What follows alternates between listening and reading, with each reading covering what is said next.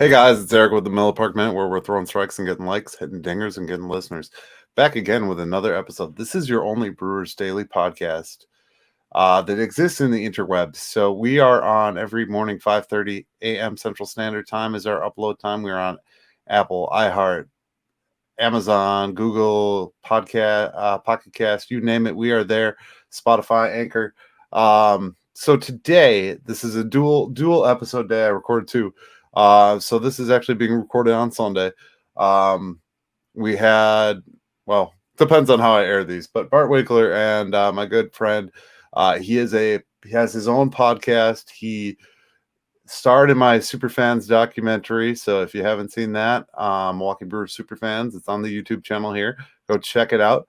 This is probably one of the biggest fans I know, one of the guys that has the best collection and is really all out just about being a fan of the crew. But he's not just a fan of the crew. He's a fan of many things. So we're going to bring in Scott Mack today. How we doing, Scott? Hey, what's up? How you guys doing? I am doing well. We are rolling along with the podcast, trying to create new and different things, get different people on here. So glad you decided and agreed to come on. I know you just got done. I'm sorry. I said, yeah, definitely. Oh, I know you just came back from spring training. You're a guy that goes year after year, right? I mean, how many years in a row have you been at spring training now? This was my 14th in a row. Holy crap. So started in 2009, right after they made the wild card, and haven't missed one yet. Haven't looked back yet. That's amazing. That's fucking amazing. Now, how was the vibe this year? How many games did you say you went to? I'm sorry. I went to 5. 5. So how was the vibe? Now, a couple different stadiums, I'm sure, right? Looked like it from your pictures. Yeah. It was a little different this year just because of the weather. So it was a little bit, I would say, on the lower end until it was about 10 to 15 degrees cooler for the week and a half I was down there. So I think that drove a little bit out, but the excitement with the guys, the players, I think is at an all-time high, especially with being right at the beginning of camp. They're always excited to get back and see everybody and catch up and everything. So I think there's a little bit more goofing around and some more fun stuff until they get, week 2, 3, and 4, and then they got to get, okay, serious. We got to get back in the swing of things, Right. Now you've stayed for, I mean, I think with what you do, you one time were there like the whole thing, if I remember correctly, over the years, right? You stayed for like toward the end, because I thought I saw you kind of midway the year that I went. I have done, when I first went down back in the day, I believe it was more at the end of it. And then I've done it all. I've done where I've gone early to see them before they've actually started games. I've done middle, I've done end. And I have found out because I like getting autographs. Mm-hmm. The earlier you go, the easier it's going to be because they're a lot nicer. and they're still cool with the fans and, with the little kids yelling for baseballs and sign this and sign that. So I found if I want to do autographs, go early. Fair enough. What would you say are some of the key things to know when you go to spring training? If you could give us five key items to prepare yourself. Are you talking for like autograph stuff or just like? Yeah, I'd like to enjoy your experience. Autographs, balls. I think that's kind of what everybody aims for when they go, because that's your best exposure, right? Yeah.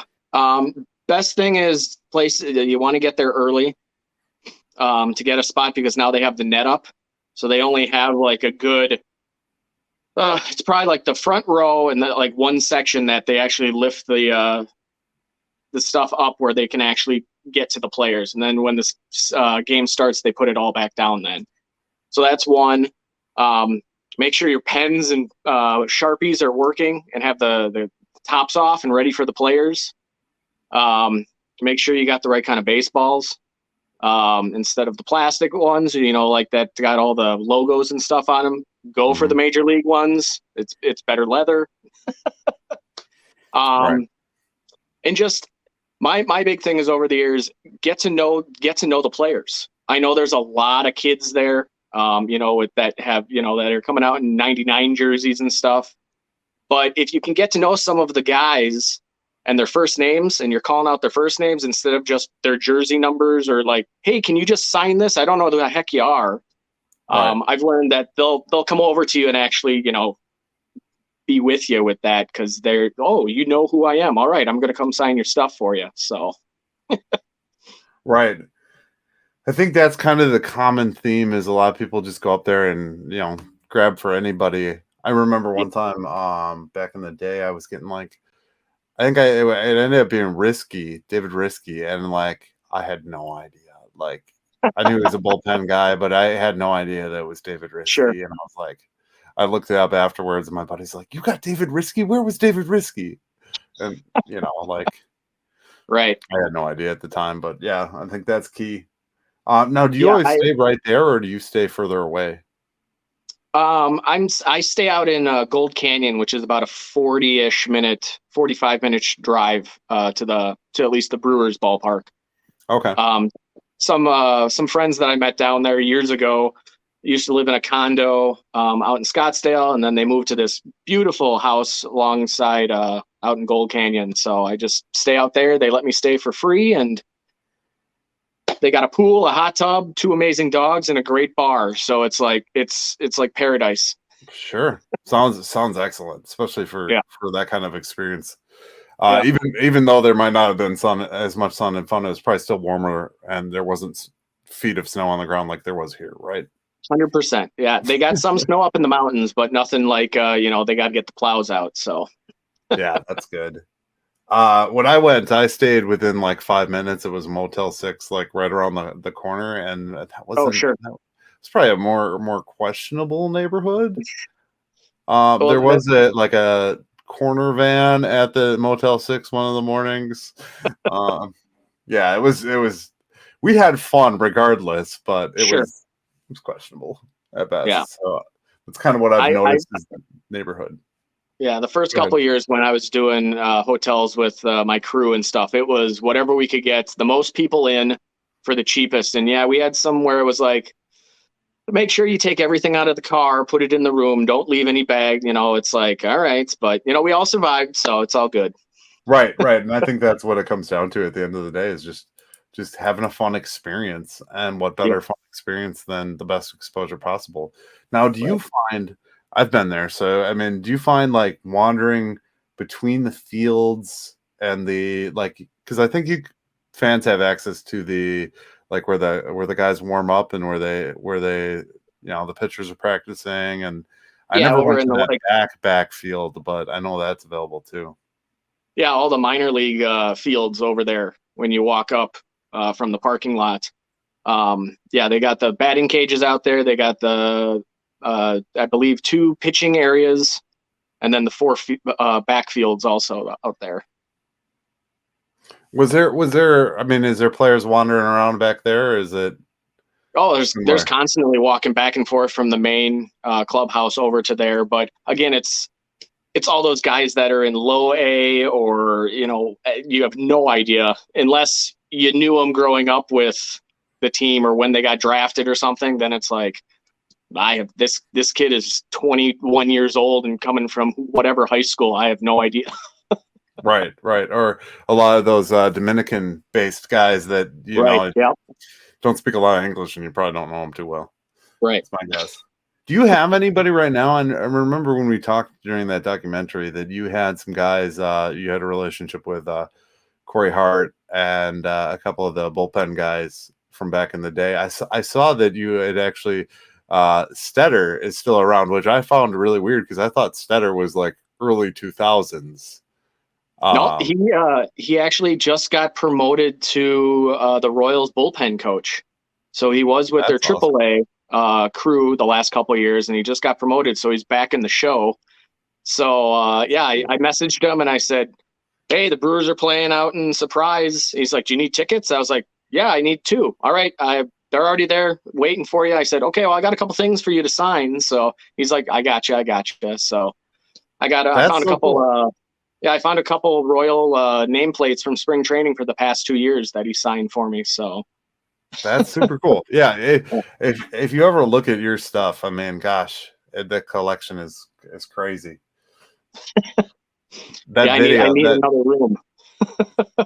just to add one on, build one onto your house. I don't know Right. that you got the space, but that's always the thing when you're a collector, right? Is trying to find the space for it all. Yep. I built And a make it Star Wars ship tonight, a Star Wars Lego, and I was like, I have nowhere for this to go. I need a new shelf. So that's what happens when you're a collector, right? That's part of the game. right. Yeah, making room, or figuring out, all right, this can go away for a couple years, and let me display this or whatever. So yeah, I'm probably in a couple weeks I'll start messing around with baseballs and stuff, getting some of the newer ones out and putting some old ones away. So Circulating the new guys, the roster, maybe retire some of the Josh haters or other players that might be not around yeah, anymore, right? That's what I do with bobbleheads. I just put away. I mean, you just put them away. You're like, all right, right, display these ones because these are the current guys. right, yep. Do you have any of the giveaways or anything this year that you're really excited about? I haven't. I've seen a few pictures. I know they just dropped the Council Indiana Jones one. That looked pretty neat. Something a little different. I know what Euchre's got. Euchre's the Star Wars one, right? Yep. Yeah. So I'll have to get that just because I've gotten all the other Star Wars ones. Right. So, Added to the but Star Wars collection. yeah. Other than that, I'm sort of behind on looking at my tickets because I still haven't even put my tickets for my season tickets yet because of my work schedule's been so crazy that it's like I don't know if I'm going to be in town. I don't know if I'm going to be working third shift. Right. So it's like. So do you have a six? What do you have? 20, 62? I got a 20 game pack. 20. Okay. So, and I do the pick your games instead of like the pre-picked packages. So the last 2 years I've had my parents take 10 games just because I have so much craziness with work. So yeah. Well, I mean, your employer is constantly changing stores, so every time I walk into one of those locations, it's different. So yeah. So what do you feel about the roster? I mean, who do you like the most so far? I'm really excited to see what Mitchell's going to do with a full season.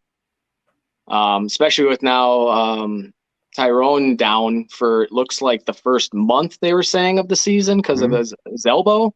I think him getting a lot of play time out in center, I think is going to be pretty good because I mean he one of the games I was watching, he had two run homers, and it's like, okay, if this kid can consistently, I don't need the home runs, but just consistently hit like 280 and play a good center, like that's you could be up there for rookie of the year.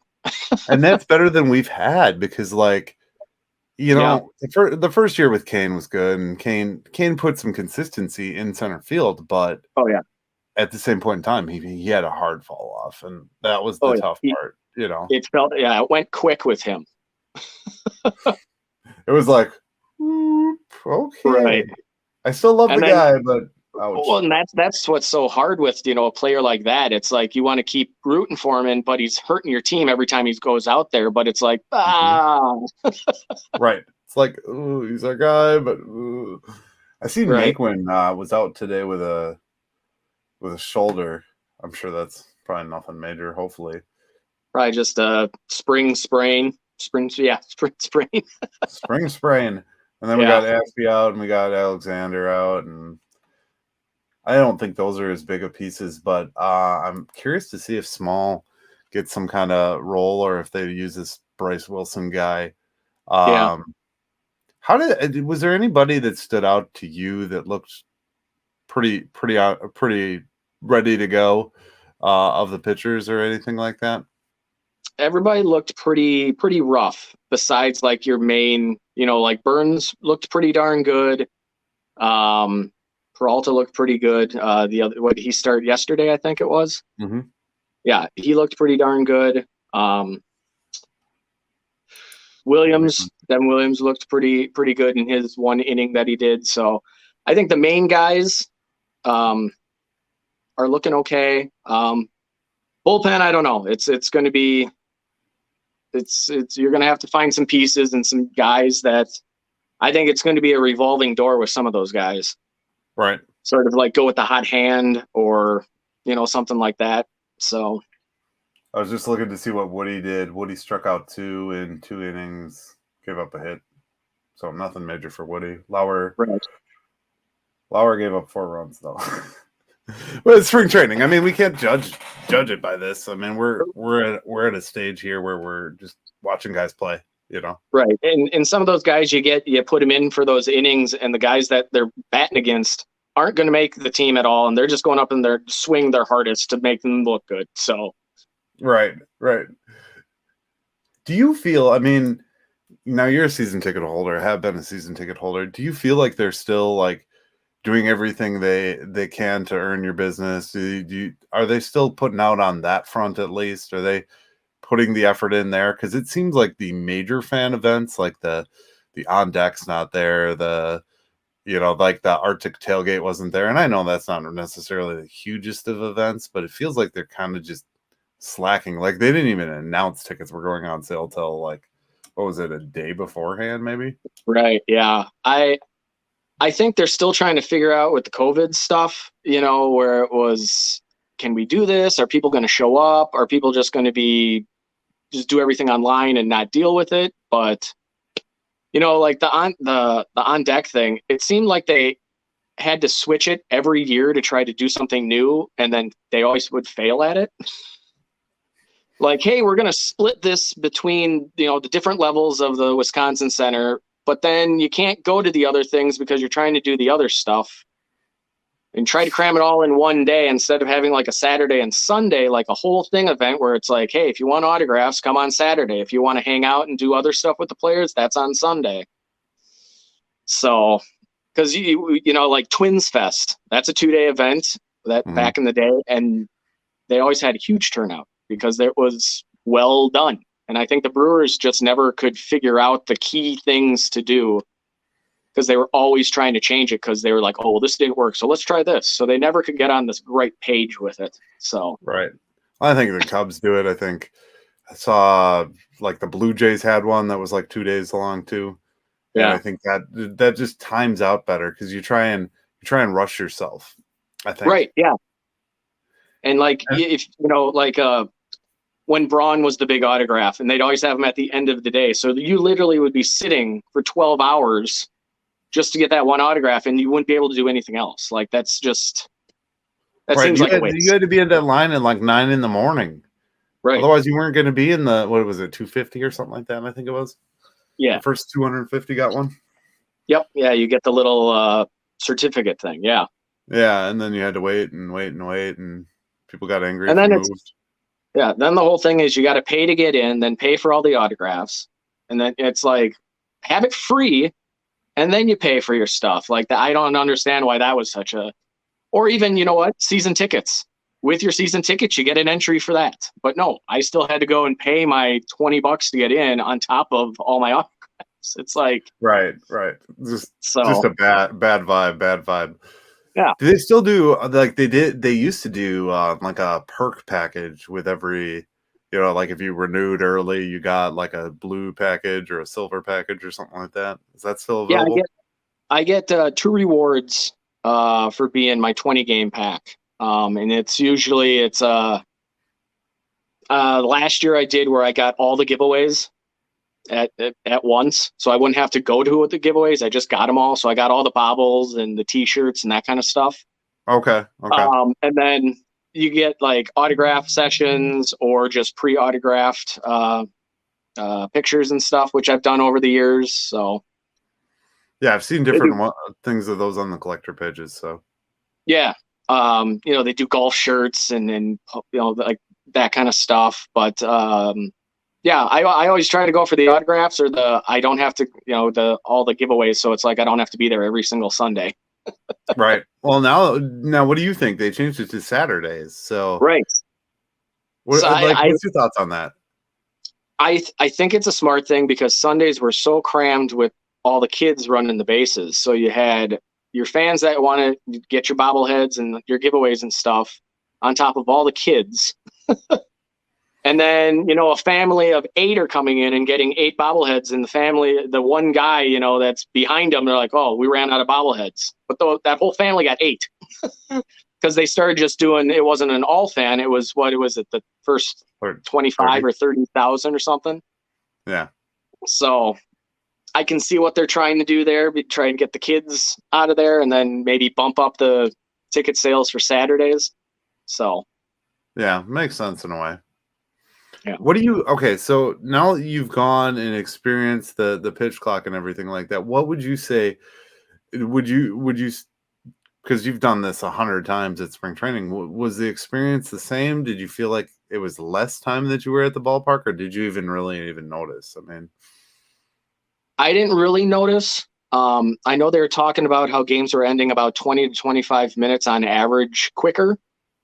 I think that was on Baseball Tonight or ESPN or one of those. Mm-hmm. But being there, I could not. It wasn't a big difference. So, okay. And you sort of hear some jaw jacking and fans and stuff, and like, why are the bases bigger and stuff. I said, let's just go with it and see how it goes. And if it's terrible throughout the season, okay. See, the thing is, like with the pitch clock or all of a sudden you get called out on a strike when you're not in the box on, within 8 seconds. When that ends an actual official game where it's going to, like a playoff berth or a playoff game, then you're going to see the backlash and like, cool, you just made us lose the World Series because you called this guy out. Like, are you kidding me? Right. Is there going to be a different format for the playoffs? That's the question. See, and that's what I was thinking too. Are they going to give them an extra 5 seconds, or I don't know if it's going to be anything different. So who knows? I mean, like we're at this juncture where like there's so much change. I don't know if you saw this, but I saw Willie Adames say that he likes that it makes them play more. They don't have to play, they're not in the shift so he actually has to like use more skill. And I think that's cool. Yeah. I think it's going to bring out your athleticism in your infield. And then I saw the other day, I can't remember what team it was, all of a sudden did an outfield shift because that's not illegal now. So they brought in their right fielder or whatever, and he played behind the second baseman in the short outfield. And then they ran with 2 outfielders. And I was like, okay, this, if it's not a rule, I guess you can do it. So now we're going to see that and see where that floats. Right. It's just new different dynamics and stuff like that. I think Scherzer was talking about finding ways to manipulate the pitch clock system and stuff like that and how to do it. Yeah. And it's going to change. It's going to change the game.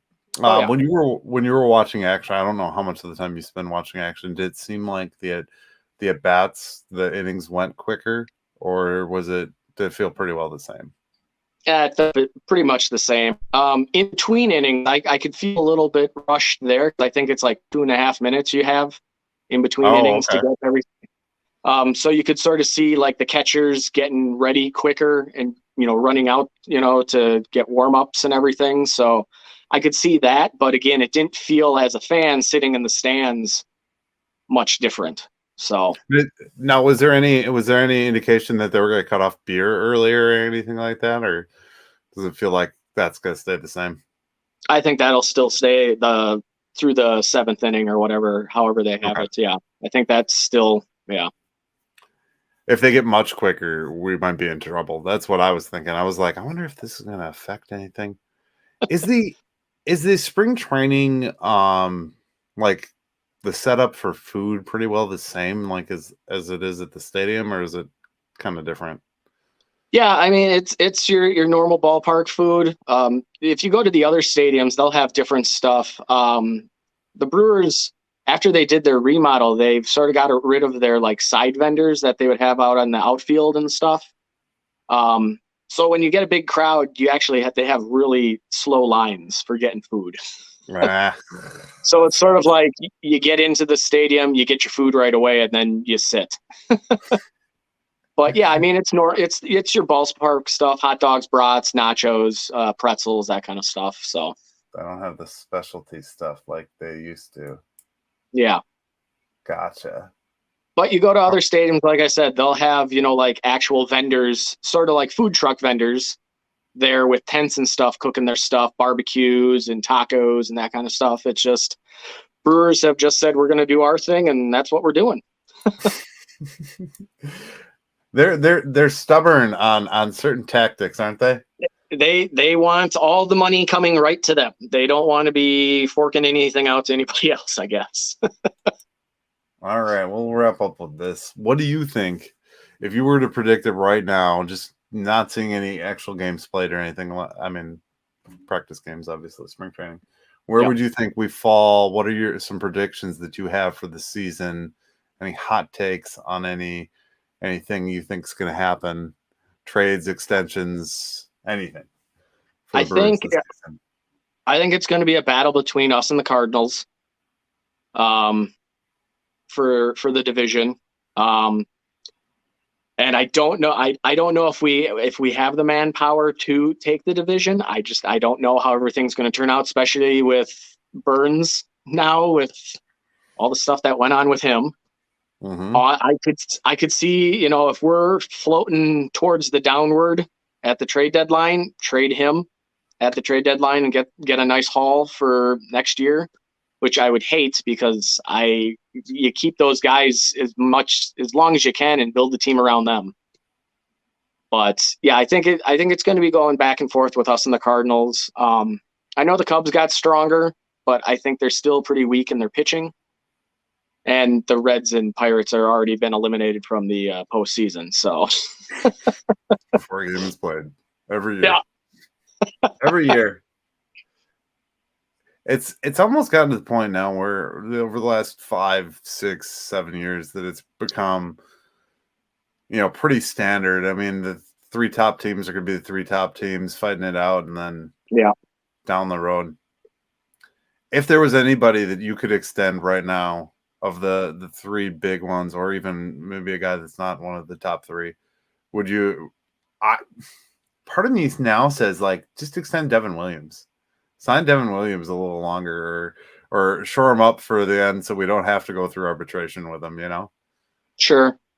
I can see them throwing a 1 or 2 year at him, with a few zeros behind it.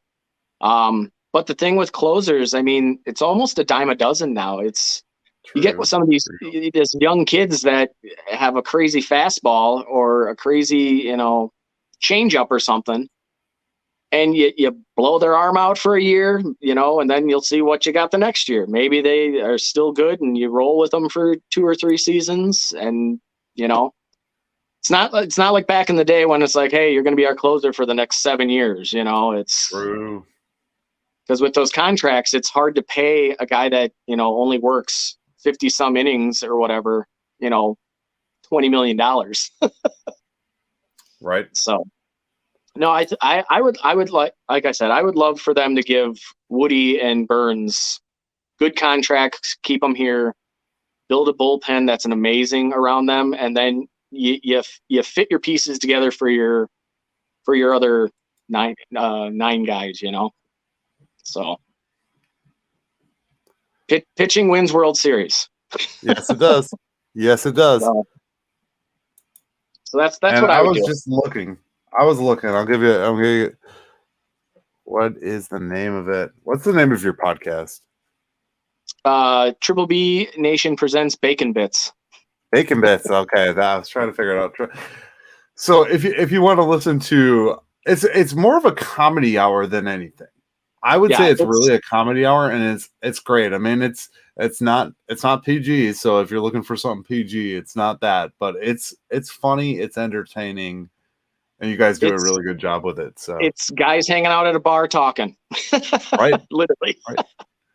And I think you're on Apple. I know that. You do video podcasts as well, right? Yeah, we're over on YouTube also. That was new this year for our podcast. So go check them out, guys. That has been Scott Mack, Superfan Scott. Check out his podcast. They're entertaining. All right, I'm just going to wrap real quick, and then I'll get back with you. Cool. All right, guys, that's been another edition of the Miller Park Minute. We are throwing strikes, getting likes, hitting dingers, getting listeners every day, all week long. Thank you for listening. Remember to like and subscribe, rate and review the podcast on your podcast platform. And you guys have a great rest of your day. And as always, go Brewers. Thank you for watching the Miller Park Minute. Go Brewers.